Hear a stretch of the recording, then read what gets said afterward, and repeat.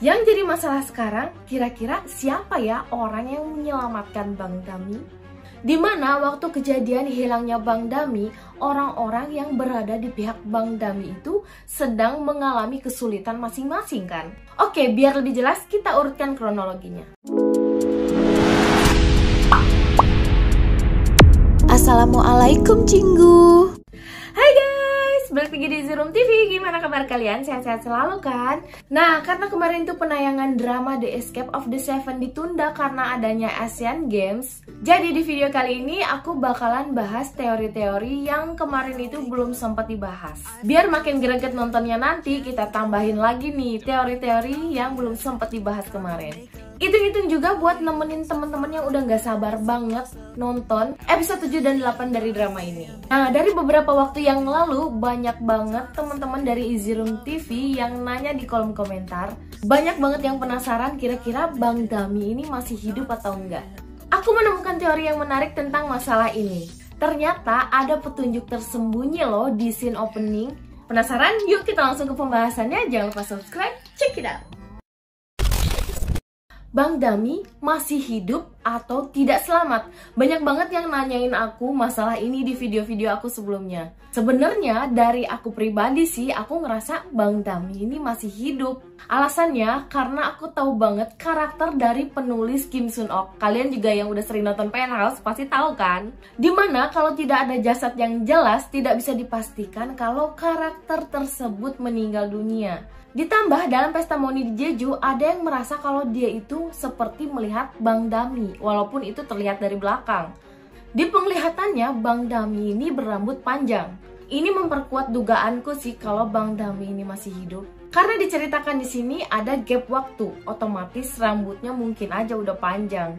Yang jadi masalah sekarang, kira-kira siapa ya orang yang menyelamatkan Bang Dami? Dimana waktu kejadian hilangnya Bang Dami, orang-orang yang berada di pihak Bang Dami itu sedang mengalami kesulitan masing-masing kan? Oke, biar lebih jelas kita urutkan kronologinya. Diawali dari episode 3, Bang Dami diselamatkan oleh Do-hyuk. Setelah Do-hyuk mengetahui kebenaran dari menyadap pembicaraan Yang Jinmo.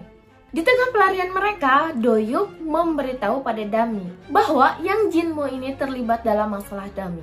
Dari pembicaraan mereka di sini, terkesan Do-hyuk sangat menyesali perbuatannya kepada Dami dan ingin menebus kesalahannya.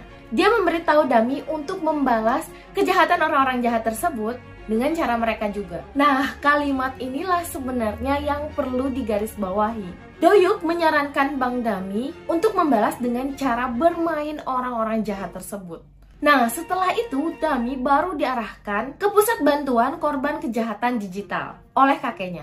Nah, akhirnya dia diantar oleh Do-hyuk. Namun sayangnya rencana ini tidak berjalan mulus.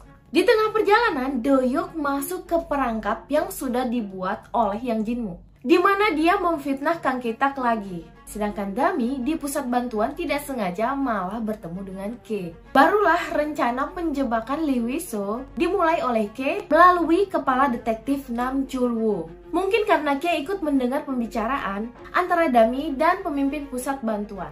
Tidak lama kemudian Dami mengirim SMS kepada orang-orang yang terlibat untuk datang ke Taman Budaya pada pukul 7 malam. Anehnya di sini dia mengirim pesan, bukan menelpon.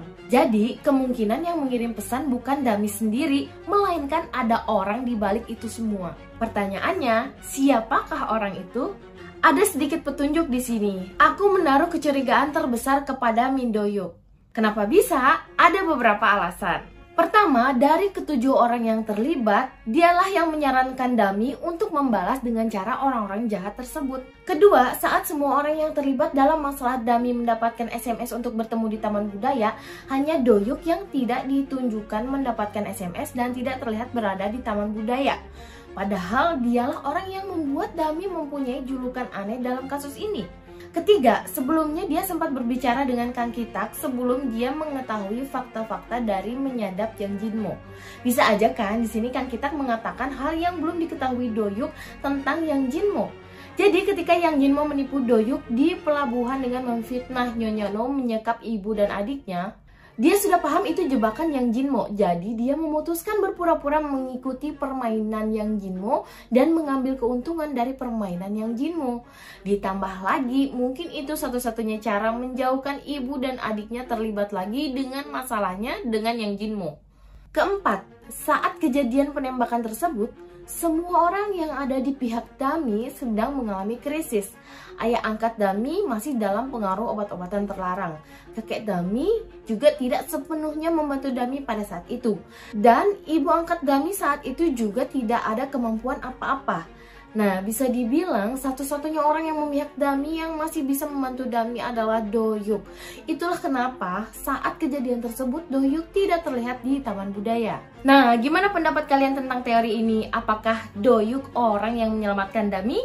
Kalau kalian ada pendapat lain, tulis pendapat kalian di bawah ya.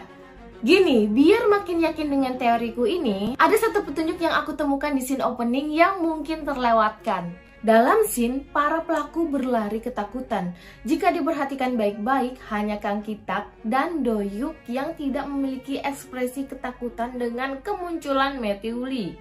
Jadi bisa disimpulkan saat ini Do-hyuk adalah mata-mata yang disamarkan menjadi target oleh Matthew Lee untuk mengawasi dan mengarahkan pergerakan para targetnya.